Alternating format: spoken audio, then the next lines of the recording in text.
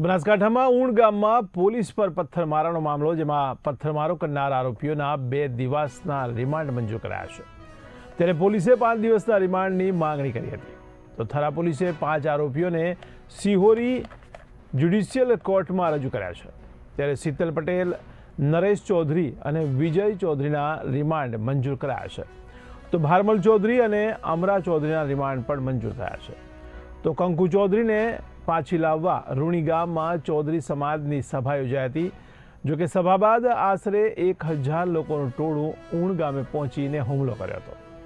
ત્યારે પોલીસ સમજાવવા જતાં પોલીસ ઉપર પણ ધોકા તેમજ લાકડીઓ અને પથ્થર વડે હુમલો થયો છે. આ ઘટનામાં પોલીસે 16 વ્યક્તિઓ અને 1000ના ટોળા સામે ફરિયાદ નોંધાવી છે.